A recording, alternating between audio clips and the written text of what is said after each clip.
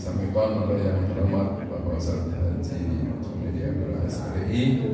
Aktivitas beliau adalah sebagai penyuluh agama atau di Depak, Kecamatan Mandala Jati, ya, Kecamatan Mandala Jati.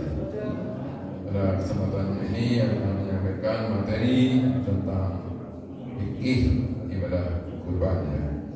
Mari kita simak bersama. Semoga apa yang disampaikan akan menambah ilmu bagi kita dan meningkatkan keimanan dan kualitas ibadah kita sehari-hari.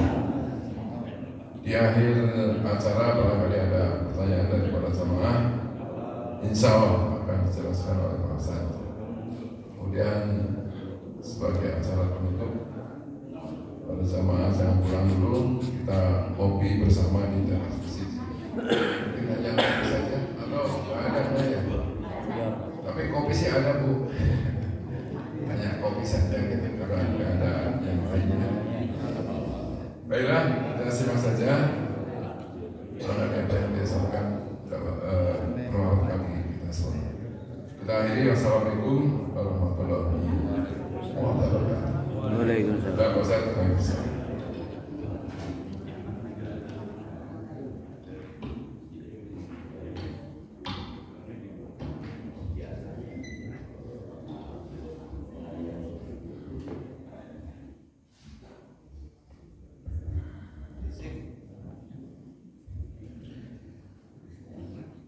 Bismillahirrahmanirrahim. Assalamualaikum warahmatullahi wabarakatuh. Waalaikumsalam warahmatullahi wabarakatuh. Jawab salamnya masih lemes, Pak?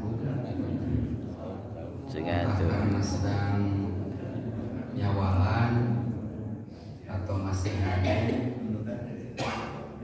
atau karena belum sarapan, ya? Belum ngopi. Subhanallah, salamna. Assalamualaikum warahmatullahi wabarakatuh. Waalaikumsalam warahmatullahi wabarakatuh. Alhamdulillah alladzi faradal hajja liman istata'a ilaihi sabila wa amarna bil udhiyah liman kana lahu sya'a. Asyhadu an la ilaha illallah wahdahu la syarikalah wa asyhadu anna sayyidana Muhammadan abduhu wa rasuluh alladzi la nabiyya ba'dah. Allahumma salli ala Muhammadin wa ala alihi wa sahbihi wa man tabi'ahu ila yaumil qiyamah. Ayyuhal hadirun wal hadirat, ittaqullah haqqa tuqatihi wa la tamutunna illa wa antum muslimun. Qala Allah Ta'ala fi kitabihil azizil karim wa huwa asdaqul qailin. A'udzu billahi as-sami'il 'alim minasy syaithanir rajim. Bismillahirrahmanirrahim. Wa likulli ummatin ja'alna mansakan liyadhkuru ismallahi 'ala ma razaqahum min bahimatil an'am fa ilahukum ilahu wahid falahu aslimu wa basyiril mukhbitin. Wa qala ta'ala aidan fi ayatin wa suratin ukhra fasalli li rabbika wanhar.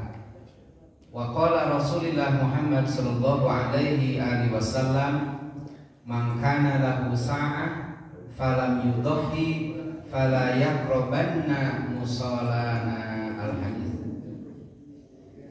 Bapak Ketua DKM Masjid Nurul Iman, Jalan Tabanan. Nukusim kuring dipihormat, insyaallah dimuliakeun ku Allah Subhanahu wa taala. Bapak Ketua RW sabaraha pada itu? RW 9. Itu RW 9. Itu Pak Kelurahan Antapani Kidul. Yang saya hormati dan insyaallah dimuliakan Allah, Bapak dan Ibu seluruh jamaah subuh Masjid Nurul Iman yang saya hormati dan insyaallah dimuliakan Allah Subhanahu wa taala.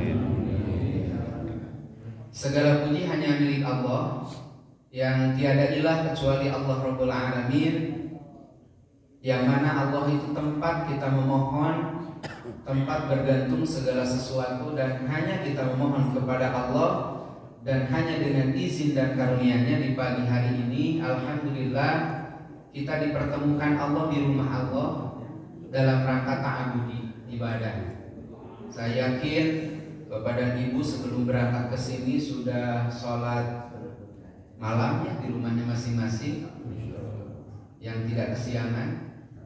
Kalau kesiangan mungkin nggak keburu Pak ya. Alhamdulillah, dan langsung berangkat ke masjid berjamaah sholat subuh. Sungguh luar biasa, karena biasanya daerah-daerah tertentu sholat subuh itu kan cuman setengah soft ya. Kalau di sini alhamdulillah sampai 4, sama ibu-ibu jadi 5. Terus tadi 4 itu luar biasa, dan inilah jamaah tetap tentu.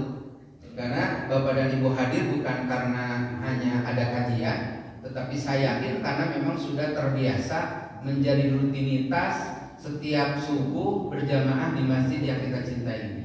Nah, mudah-mudahan amal solih kita, baik sholat berjamaah subuh, sholat qobla subuh, bahkan kata baginda Rasul, tatkala orang melaksanakan sholat qobla fajar, ya, 2 rakaat sebelum subuh, itu pahalanya lebih baik dibandingkan dengan dunia dan segala isinya. Jadi insya Allah ketika kita rutin itu dan senantiasa mengabdi kepada Allah dan berdoa kepada Allah, maka saya yakin insya Allah keinginan hajat kita, kebutuhan kita baik secara duniawi dan ukhrawi, insya Allah akan dimudahkan Allah Subhanahu wa Ta'ala. Amin. Salawat dan salam mudah-mudahan senantiasa dilimpah curahkan kepada Nabi kita, Nabi akhir zaman, Sayyidul Mursalin wa Khatamin Nabiyyin Muhammadin sallallahu alaihi wasallam, pada keluarganya, para sahabat, tabi'in, tabi'at, tak terkecuali kita sebagai umatnya yang senantiasa mengikuti sunnah-sunnah beliau. Harapannya mudah-mudahan kita kelak mendapatkan syafaatul uzma. Amin ya Allah ya rabbal alamin. Bapak Ibu dan anak sadayana, alhamdulillah separantos sasi saum penuh kita melaksanakan ibadah saum, bahkan ada yang mudik. Tadi Pak Haji mengatakan sudah mudik dari mana, mudik di Bali. Nah, alhamdulillah sekarang sudah kumpul kembali. Nah, mudah-mudahan di bulan Syawal ini keimanan kita lebih hebat, karena sudah dicas selama 1 bulan Ramadan. Karena memang itulah cara Allah bagaimana agar manusia 11 bulan setelah Ramadan memiliki kekuatan iman dan takwa yang lebih meningkat, maka dilatih selama 1 bulan Ramadan. Bapak dan Ibu rahimakumullah, mangga pilih ngantuk, mangga pada kolomnya sambil nyender, mangga pada ngupingkan, mangga. Cuman mohon maaf saya tidak menyediakan PowerPoint, slide PowerPoint. Kebetulan tidak ada informasi. Kalau ada informasi ya bagi saya lebih enak dibantu sama fokus ya. Bapak Ibu rahimakumullah, sebelum dilanjutkan secara pribadi, karena saya sering ke Masjid Nurul Iman baik terkait dengan sholat Jumat dan yang lainnya, tentu masih dalam suasana Idul Fitri, saya ucapkan taqabbalallahu minna wa minkum siyamana wa siyamakum wa taqabbal ya karim. Mudah-mudahan saum kita diterima Allah Subhanahu wa Ta'ala, dan mudah-mudahan dosa-dosa kita diampuni Allah Rabbul Alamin. Allahumma ij'alna minal a'idin wal faizin. Semoga Allah jadikan kita menjadi hamba-hamba yang kembali kepada fitrah dan mendapatkan kemenangan. Amin ya Allah ya Rabbal Alamin. Bapak Ibu hadirin wal hadirat rahimakumullah, insyaallah subuh hari ini saya benar-benar mendapatkan amanah untuk menyampaikan fikih kurban. Ya, fikih kurban. Karena mungkin tinggal beberapa 1 bulan lebih ya, kita akan masuki Hari Raya Idul Adha. Bapak Ibu hadirin jamaah kaum muslimin rahimakumullah, kalau kita berbicara tentang kurban, itu sesungguhnya termasuk ibadah kuno Bapak Ibu. Kenapa dikatakan ibadah kuno? Karena memang dari sejak Nabi Adam alaihissalam ibadah kurban itu sudah disyariatkan. Bapak dan Ibu kenal dengan Qabil dan Habil. Nah, itulah orang yang pertama melaksanakan ibadah kurban. 2 orang inilah melaksanakan ibadah kurban, yang satu diterima oleh Allah dan yang satu ditolak oleh Allah. Jadi kalau zaman dulu yang kurban ada yang diterima dan ada yang ditolak, saat ini pun sama. Ibadah apapun sama, pasti ada yang diterima oleh Allah dan ada yang ditolak oleh Allah. Pertanyaannya siapa yang diterima dan siapa yang ditolak? Bagaimana yang diterima dan bagaimana yang ditolak? Pasti jawabannya ada di hati Bapak dan Ibu semua. Ibadah yang diterima tentu ibadah yang sesuai dengan tuntunan. Walau diterima dan tidaknya itu hak prerogatif Allah, tetapi secara syariat yang akan diterima oleh Allah itu pasti ibadah yang sesuai dengan tuntunan Allah. Begitupun ibadah yang ditolak oleh Allah adalah ibadah yang tidak sesuai dengan aturan. Maka kalau zaman Qabil dan Habil, Qabil ditolak oleh Allah, Habil diterima oleh Allah, karena yang satu melakukan dengan sesuai aturan, yang satu melakukan dengan hawa nafsunya. Maka ketika Bapak dan Ibu melakukan ibadah apapun ibadahnya, hati-hati jangan ikuti hawa nafsu. Ada abdi mah subuh-subuh dah yang olahraga, sholat subuhnya pada 100 rakaat yakin ditolak oleh Allah. Walaupun kalau menurut hitungan lebih banyak rakaatnya. Kalau tujuan Bapak dan Ibu ingin misalnya sholat subuh ini bagian dari olahraga, ya sing panjang baca anak-anak. Berarti Bapak dan Ibu berdirinya berlama-lama. Terus apa? Ayah kena itu. Ada wujuduhu ka'adamihi ada, tapi tidak seperti yang tidak ada. Jangan tadi cek Ustaz baik jangan nundutan lagi mangga apa nundutan tesawios. Dan di masjid mah nundutan lagi jadi pahala apa? Ya, apalagi kalau di masjid tilawah Al-Quran, apalagi kalau di masjid mengkaji ayat-ayat Allah, membahas tentang hadis-hadis Rasul. Jadi kembali kepada Ibrahim rahimahumullah, ibadah kurban ini adalah ibadah yang dari sejak dulu. Maka kata Allah Subhanahu wa taala di dalam Al-Qur'an surah Al-Hajj ayat ke-34 yang tadi saya bacakan, kata Allah, a'udzubillahi minasyaitonirrajim, wa likulli ummatin ja'alna mansakan. Dan bagi setiap umat, kata Allah Subhanahu wa taala, ja'alna mansakan, telah kami wajibkan, telah kami jadikan, telah kami atur terkait ibadah kurban. Jadi syariat ibadah kurban dari sejak Nabi Adam alaihissalam sampai sekarang ada, hanya mungkin cara ibadahnya yang berbeda. Nah maka di pagi hari ini tentu tidak harus membahas bagaimana kurbannya di zaman Nabi Adam, bagaimana kurbannya di zaman Nabi Musa, bagaimana kurbannya di zaman nabi-nabi yang lain. Tapi yang kita bahas adalah bagaimana kurban yang sesuai dengan aturan di era Nabi Muhammad Sallallahu Alaihi Wasallam. Sok sanos abdi yakin Bapak dan Ibu masalah kurban matulah geus paham. Da tikeun alit oge tos ningali, tikeun alit oge tos belajar, tikeun alit oge tos difahami, tapi paling tidak mudah-mudahan menjadi penguat. Bapak dan Ibu rahimakumullah, ketika kita berbicara tentang kurban, maka yang pertama yang harus dibahas itu terkait definisi. Apa itu kurban? Kan kadang-kadang orang mah apa ngaran ke apa rupa. Wau naon Pak? Munding. Oh munding. Jadi munding mau disalahkan. Gak ya wau sapi. Ya punten, banyak orang muslim yang mengenal nama tapi kandungannya tidak paham. Kalau Bapak dan Ibu mengenal tentang sholat, semua pasti tahu apa itu sholat ya sholat. Ketika ditanya terus sholatnya definisinya kumaha? Aduh kateuing, kenapa orang sholat? Nah begitu pun ibadah kurban. Kalau secara bahasa, kurban itu kan diambil dari kata qarraba yuqarribu kurbanan, yang artinya mendekatkan. Jadi kurban itu secara bahasa mendekatkan. Jadi kalau misalnya bapak-bapak tengah malam mendekati si ibu, itu tarik kurban. Nah, aku ujian Pak, belum awas gitu. Ada seseorang mendekati orang yang punya pengaruh, dia mau berkurban. Nah itu secara bahasa Pak.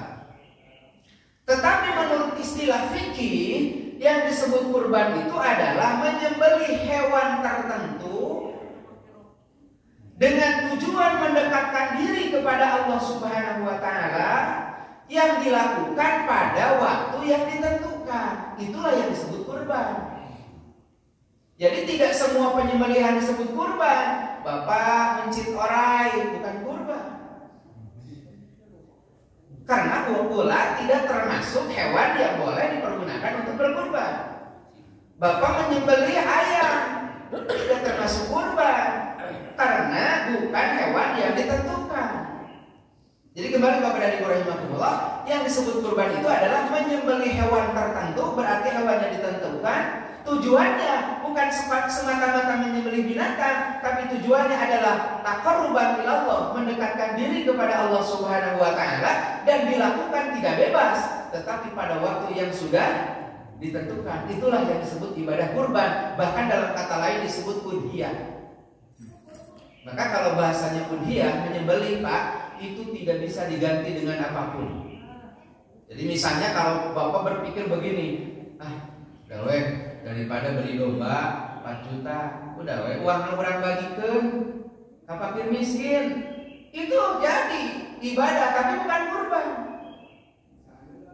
Ya sedekah saja, seperti biasa. Jadi punten Bu, Pak, bilih itu ada orang yang berpikir terlalu keras sampai nanti kurbannya diganti. Dah, ngapain sih harus beli domba? Nah, naonan sih kudu dibenci segala rupa capek-capek. Entos wae nama artosna bagikeun ke fakir miskin akan lebih bermanfaat. Misalnya gitu kan, berpikir seperti itu. Nah, mata wae, tapi itu bukan kurban. Namanya kurban itu udhiyah, ada proses penyembelihan. Sampai diatur sedemikian rupa oleh Allah Subhanahu wa taala melalui hadis Rasulullah Muhammad sallallahu alaihi wasallam. Maka di dalam Al-Qur'an dikatakan oleh Allah, la yanalallaha luhumuha, tak akan sampai ke Allah daging kurban, wala dima'uha, tak akan sampai ke Allah darah kurban, walakin yanaluhu taqwa minkum, yang akan sampai ke Allah itu adalah ketakwaannya. Namanya takwa berarti melakukan ibadah sesuai aturan. Maka diatur oleh Rasul sedemikian rupa agar ibadahnya diterima oleh Allah Subhanahu wa ta'ala. Jangan sampai ibadah kita mandul, ditolak. Punten, kalau kita berbicara tentang haji, bisa jadi orang yang ditolak hajinya banyak. Tatkala kita berbicara sholat, bisa jadi orang yang sholat tapi sholatnya tidak diterima oleh Allah. Bisa jadi orang melaksanakan ibadah saum tapi saumnya juga tidak diterima oleh Allah. Makanya wajar kalau baginda Rasul mengatakan dalam hadisnya bahwa rugi orang yang melalui bulan Ramadan penuh tapi dia setelah Ramadan tidak mendapatkan ampunan Allah. Berarti saumnya tidak diterima oleh Allah Subhanahu wa taala. Karena saum yang diterima oleh Allah jaminannya adalah ghufira lahu ma taqaddama min. Halo. Araya kene teh. Kade Pak ulah dikureukeun sok atuh ya. Ulah ya abi mungkin bari kureuh kan. Bapak tiasa kureuh, abi teu tiasa Pak. Bapak Ibu jamaah rahimakumullah. Jadi kembali Bapak dan Ibu rahimakumullah, yang disebut kurban itu adalah menyembelih hewan yang ditentukan dengan tujuan taqarruban ilallah, mendekatkan diri kepada Allah di waktu yang sudah ditentukan. Maka tadi saya katakan bahwa kurban itu daging, darah nggak sampai ke Allah. Yang sampai ke Allah adalah ketakwaannya, taqarrubnya. Maka tadi ada kalimatnya dengan tujuan mendekatkan diri kepada Allah. Tujuannya adalah takwa. Bapak Ibu rahimakumullah, sebelum dilanjut, saya mau tanya kepada Ibu. Biasanya kalau satu arah itu kan sok ngantuk, kalau dua arah lumayan udah bangun. Saya mau tanya kepada Bapak dan Ibu, kira-kira yang disebut takwa itu apa? Melaksanakan yang diperintah. Ya, rata-rata definisinya itu adalah imtisalu awamirillah wajtinabu nawahi. Takwa itu melaksanakan seluruh perintah Allah dan menjauhi larangan Allah. Tapi ketika Sayyidina Umar radhiyallahu anhu ditaros tentang takwa, beliau menjawab, takwa itu ibarat orang yang berjalan di tengah jalan, yang jalan itu penuh dengan duri. Cikintan kita namun bapak mapa di jalan-jalan seueur cucukan, kira-kira rek kumaha mapa apa? Acengan-acengan. lebih nyeri lamun kacungga katanya. Pasti jalannya itu akan yang pertama hati-hati, yang kedua akan serius, bakal fokus. Mau asal apa ada bisi kacungga, dia akan hati-hati, dia akan fokus karena agar terhindar dari dunia. Nah orang-orang yang takwa pasti seperti itu Pak. Salatnya akan hati-hati dengan serius, kurbannya akan hati-hati dengan serius, hajinya akan hati-hati dengan serius, sedekahnya akan hati-hati dengan serius. Apapun amal yang dilakukannya, saya yakin akan hati-hati dan sangat serius. Nah, jadi wajar kalau misalnya di pagi hari ini kita bahas terkait dengan fikih kurban, agar nanti kita berkurban sesuai dengan syariat. Insya Allah. Itu yang pertama definisinya Pak. Ya paling tidak Bapak dan Ibu pulang, apa definisi kurban tadinya bisa ditaruh kuicu gitu kan. Dan kadang-kadang cucu kita yang sekolah suka nanya, kakek kalau kurban itu apa? Pokoknya mau gitu, kakek tinggal juga kurban mah. Nah, jangan begitu jawabannya Pak. Kalau begitu tidak ilmiah. Bapak dan Ibu rahimakumullah. Yang kedua, yang harus dibahas terkait dengan fikih kurban itu terkait landasan. Karena namanya takwa itu pasti ada landasannya. Gak mungkin kita melakukan sesuatu tanpa dasar. Jadi pilih bapak sarang ibu, nah abad kurban ada tiba-tiba atau besok kurban juga ayunan, itu tidak berlandas Pak. Landasannya jelas. Salah satunya tadi yang saya bacakan surah Al-Hajj ayat 34. Dikata Allah Subhanahu wa taala bahwa setiap umat dulu sampai sekarang Allah sama Allah diwajibkan, disyariatkan untuk berkurban. Salah satu fungsinya berkurban itu adalah liyadhkurusmallahi ala ma razaqahumullahu min bahimatil an'am. Salah satunya adalah agar kita menyebut nama Allah. Maka ketika kita mau berkurban, menyembelih hewan kurban, pasti yang dibaca bukan kata-kata yang lain, tetapi Bismillahi Allahu Akbar. Menyebut nama Allah, mengagungkan Allah. Yang kedua, agar kita sadar bahwa rezeki salah satunya Allah memberikan binatang ternak, itu bagian dari rezeki yang Allah berikan kepada kita. Coba kalau misalnya tidak Allah berikan rezeki binatang ternak, pasti kita kurang gizi Pak. Makanya nanti kurban akan kita bagikan. Wabil khusus yang diprioritaskan adalah orang-orang fakir yang miskin, yang bisa jadi setiap tahunnya tidak pernah mencicipi daging merah. Nah itu salah satu tujuan Allah mewajibkan ibadah kurban. Lalu di ayat dan surat yang pendek yang sudah hafal semua Pak, surah Al-Kautsar. Apa surat Inna Atoina? Kita rata-rata kan ke suratnya populer, surat bacaan. Pak, kalau baca surat At-Takatsur yang mana ya? Al-Hakumut. Bacaan. Bapak baca surat Al-Ikhlas yang mana ya? Qul huwallahu ahad bisa. Tolong Bapak, kalau Bapak dulu diajarkan namanya itu nama bacaan, nah ke cucu kita jangan. Jadi ajarkan nama dan bacaan. Namanya Al-Kautsar, bacaannya Inna Atoina Al-Kautsar. Itu surat paling favorit Pak. Kalau di bulan Ramadan, sholat tarawihnya yang 23.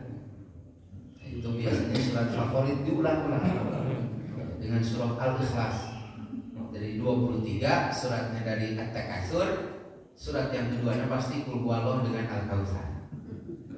Karena targetnya 23 selesai lebih awal daripada yang 11. Kan di Antapani ada Pak satu masjid, sholat Jumatnya adanya 2 kali. Tidak akan saya sebutkan masjid apa dan di mana ya. Pokoknya di Antapani, yang jelas bukan di sini ya. Sholatnya 2 kali azannya. Tapi kata pengurus DKM, Ustaz, hati-hati di sini jangan lama khutbahnya. Karena di pinggir ada masjid yang 1 kali azannya. Ini 2 kali azan. Kalau ada 2 kali kan setelah azan sholat qiblat zuhur, otomatis sudah kekurangan Bu 2 rakaat sholat. Tapi selesainya harus lebih dulu daripada masjid yang azannya cuma 1 kali. Itu rawas Pak Ustaz. Saya bahasa Arab unggul kan, barakallahu li wa lakum gitu. Ya mangga namanya masalah sholat, mangga masalah sholat Jumat 1 kali atau 2 kali juga mangga. Yang jelas kalau minta ingin lebih cepat ya itu yang kurang bagus nih. Kalau 23 dibanding dengan 11 berarti harus lebih lama mana Pak?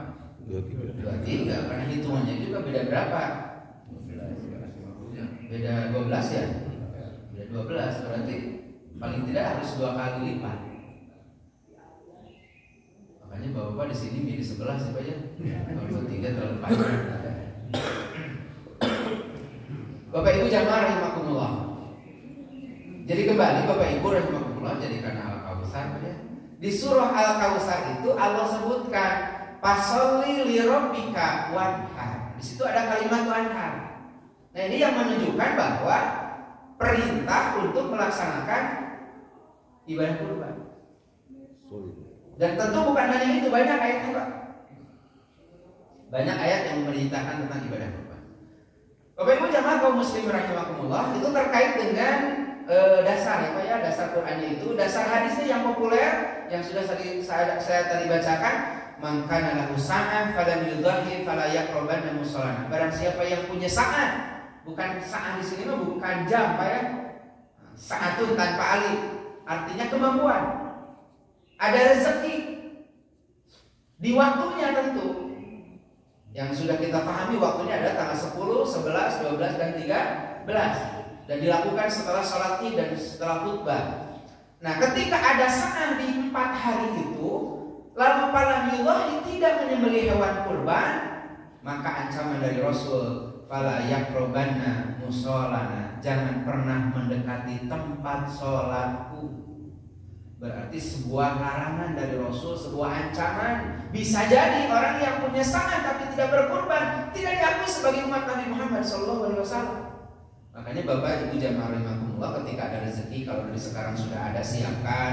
Kalau belum ada pada dan tiba-tiba ada rizki min haitsu la yahtasib, segera beli hewan kurban. Atau misalnya Bapak dari sekarang sudah ternak, saya dari dulu sudah ternak di Garut khusus untuk kurban, ya mangga gitu kan. Itu kayak dina waktosna canda ka Bandung. Biasanya lamun meser makan awis teh alit banyak. Pangaosna awis tapi domba alit. Komo sudah semakin dekat. Apalagi kalau misalnya tiba-tiba domba yang sudah kita beli tapi belum kita ambil, pada waktunya ada kecacatan. Nanti digantinya teh pakai domba yang lebih kecil. Ya, maka Bapak juga harus hati-hati, gitu ya. Jadi kembali ke bahasan dulu. Nah, itu sebagai dasar. Sebagai dasar menjadi kekuatan bahwa ternyata kurban itu memang diperintah oleh Allah, diperintah oleh Rasul. Cuma terkait dengan perintahnya, lalu bagaimana status hukumnya? Kan kalau perintah itu disebutnya amr dalam bahasa Arab, Pak. Amr itu ada yang menunjukkan wajib, ada yang menunjukkan sunnah, ada yang menunjukkan ibahah. Beda-beda, Pak. Maka setelah kita bahas tentang landasan dasar hukum ibadah kurban, lalu hukum kurban itu bagaimana? Nah, ini terkait dengan ibadah kurban, para ulama fikih berbeda pendapat. Kalau mazhab Hanafiyah berpendapat dengan para sahabatnya bahwa ibadah kurban itu wajib setiap tahun satu tahun kali bagi orang yang memiliki kemampuan. Kalau namanya wajib berarti kalau tidak dosa. Tetapi selain Hanafiyah berpendapat bahwa ibadah kurban itu adalah sunat muakkad. Sunat apa Pak? Muakkad. Namanya sunat muakkad itu statusnya memang sunat, tetapi sangat dianjurkan oleh Rasul. Sehingga dalam kalimat hadisnya ada bahasa, jika orang punya kemampuan tetapi tidak melakukannya, maka jangan mendekati tempat sholat itu. Seakan-akan orang itu tidak diakui oleh Rasulullah Muhammad SAW. Maka Maka ketika bapak dan ibu punya rezeki, jangan berpikir tenang we da sunat ieu. Nah, orang rata-rata suka berdalih begitu, Pak. Tenang we da sunat, kan sunat mendefinisi pikirna oge. Namina sunat mah apabila dilakukan mendapatkan pahala, tidak dilakukan tidak apa-apa. Nah, jangan berdalih ke situ, Pak. Yang jelas ketika kita sebagai umat Rasul yang ingin mendekatkan diri kepada Allah dan Allah memberikan rezeki, bagian dari rasa syukurnya lakukan apa yang dilakukan oleh Nabi Muhammad SAW. Jadi status hukumnya ada yang berpendapat wajib, ada juga yang berpendapat sunnah. Nah, kalau Imam Syafi'i berpendapat jika orangnya bernazar, baru status hukum kurbannya menjadi wajib. Misalnya bapak bernazar atau ibu, kalau di bulan Syawal saya selesai membayar, kalau punya utang ya, membayar saum Ramadan, menyempurnakan saum Ramadan, lalu selesai melaksanakan ibadah saum Syawal 6 hari, maka saya bernazar akan berkurban dengan seekor domba. Itu disebutnya nazar mu'allaq. Nazar yang dikaitkan dengan sesuatu. Lalu Allah izinkan ibu dan bapak mampu menyelesaikan ibadah saum di bulan Syawal. Karena Allah tidak ada halangan, tidak memberikan halangan. Bapak dan ibu sehat, bapak dan ibu kuat, bapak dan ibu memiliki kekuatan iman sehingga selesai. Maka ibadah kurban yang dinazarkan itu menurut Imam Syafi'i itu status hukumnya berubah menjadi wajib. Jadi kalau itu tidak dilakukan, maka hukumnya berdosa. Nah, Bapak dan Ibu rahimakumullah, itu terkait hukum ibadah kurban. Lalu poin yang berikutnya, kalau dalam definisi dikatakan bahwa kurban itu adalah menyembelih hewan yang ditentukan, lalu hewan apa yang boleh digunakan untuk berkurban? Nah, kalau hewannya ditentukan berarti jelas tidak semua hewan ternak. Nah, para ulama sepakat bahwa hewan yang boleh dipergunakan untuk berkurban itu hanya unta, sapi, dan temannya. Teman sapi siapa, Pak? Kerbau. Ya. Lalu domba dan temannya kambing. Jadi cuma itu. Mbak ya. Disebut mbak pada suaranya mbak. Disebut domba pada suaranya mbak.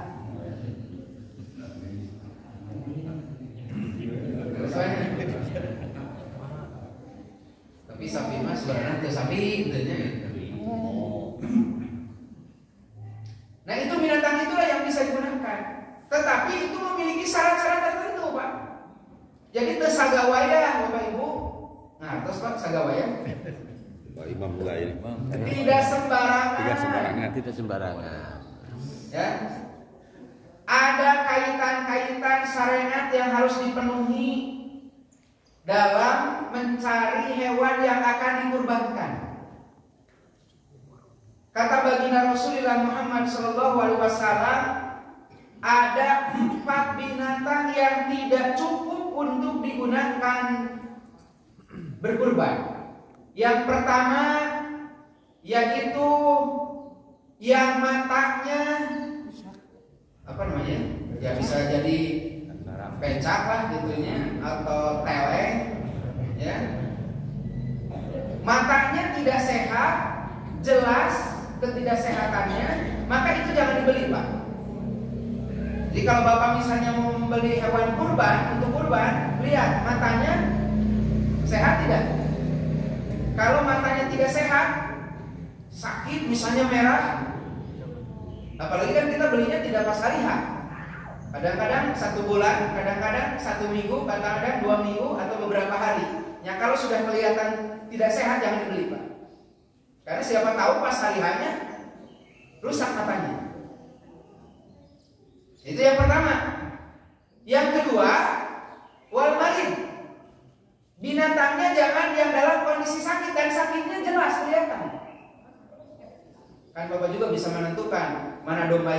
karena domba yang sakit. Lalu yang berikutnya, yang ketiga, yang tidak cukup untuk dilaksanakan kurban itu adalah binatang yang dalam kondisi pincang. Jadi kakinya harus lengkap. Kalau tanduknya harus lengkap. Lalu yang keempatnya, larangan. Artinya hewan yang tidak boleh dan nanti menjadi tidak sah untuk dipergunakan untuk berkurban adalah hewan yang kurus yang sudah tidak ada gajinya. Nah, berarti yang harus diperhatikan, matanya harus sehat, tubuhnya dari ujung sampai ujung harus sehat, tidak pincang, tidak kurus. Maka punten Pak, Bu, jangan sampai kita membeli hewan kurban dari satu yayasan misalnya, yang Bapak tidak datang ke tempatnya. Kan kadang kita beli via telepon ya, meser domba yang harga sekian, kan di situ ada harga sekian. Pas datang teh Pak, domba naleutik, bulu nakandel, pas dicabak tulang unggul. Yang rugi kita Pak, uang sudah dikeluarkan, bisa jadi ibadah kurbannya tidak sah. Maka kalau kita dalam rangka tadi pendekatan diri kepada Allah, takwa disebutnya, namanya takwa itu hati-hati, namanya takwa itu adalah serius, berarti hati-hati dalam memilih hewan untuk dikurbankan. Kadang-kadang punten Pak, dina akekah ya, punten kan akekah dengan kurban itu syaratnya hampir sama Pak. Tapi kadang-kadang banyak di pamflet itu bisa akekah dengan harga 1.200.000. Pertanyaan anjing. Oh, kecil. Banyak yang tidak melihat kambingnya, tidak melihat dombanya. Tiba-tiba sudah dibayar dengan masaknya, dikirim ya sudah matang. Pas ditinggalin tadi gulanya, tulangnya segede kieu. Coba yang tulang ayam. Berarti kambing atau dombanya juga kecil, Pak. Kalau kita ingin melakukan syariat jangan begitu. Kalaupun kita mau datang ke tempat akikah itu, Bapak datang, lihat dombanya seperti apa, sudah cukup atau belum. Kalau memang sudah cukup, mumpuni, sudah sesuai dengan syariat, kita beli. Setelah beli, sembelih. Kalau bisa oleh kita, kalau tidak oleh petugas, setelah itu baru silahkan amanatkan untuk dipasang. Nanti kita pulang, nanti tinggal dikirim. Jelas kan? Kita jual belinya secara jelas, kita melihat wujudnya, kita melihat dalam penyembelihannya. Ini maksud saya, ketika kita melakukan syariat jangan asal melakukan, tapi harus lebih hati-hati. Karena saya yakin kita melakukan, tapi pada akhirnya tadi mardud. Kan sekarang mah orang lebih banyak berpikir ingin simpel Pak ya. Betul nggak Pak? Di era digital sekarang banyak orang ingin simpel segala-galanya. Nyaman gak wae, tapi tetap syariat harus terpenuhi Pak. Ya punten jadi sedikit ke akekah, karena banyak kan pamflet-pamflet banyak yang hanya dengan sekian bisa kurban, bisa akikah. Apalagi kurbannya misalnya dikirim ke mana, kita tidak melihat wujudnya, hanya mengirimkan uang. Yang tadi dibahas oleh saya sendiri dari awal, jangan-jangan ibadah kita tidak diterima karena tidak sesuai dengan syariat. Maka Allah Rasul diatur sedemikian rupa. Hewannya yang 4 ini jangan dipakai untuk berkurban. Kita mau percaya, mereka juga orang adil. Ya kan Pak, percaya itu tidak cukup seperti itu Pak. Ketika orang berbisnis Pak, ketika orang sudah bergelut dengan uang, sulit mencari orang yang jujur. Betul nggak Pak? Halo? Betul Pak. Bapak Ibu di mana saja, di tempat kerja, di tempat bisnis, di pasar, di mana-mana, kalau sudah berbicara uang, sulit mencari orang yang jujur Pak. Nutukan sholat oke ningali duit melihat. Akhirnya Allah tidak ada. Mukarobahnya yang dilatih oleh Allah selama bulan Ramadan itu hilang. Kan namanya mukarobah itu kan muraqabah itu kan merasa diawasi oleh Allah. Kadang-kadang hilang.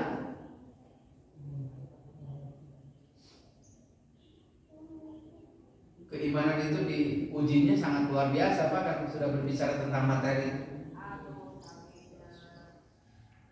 Bapak rajin sholat, ada amplopnya ke depan, ke meja, tapi uangnya tidak jelas, kayak di rumah agen Pak. Aduh, bingung gitu, ceritanya jadi tampi rezeki datang.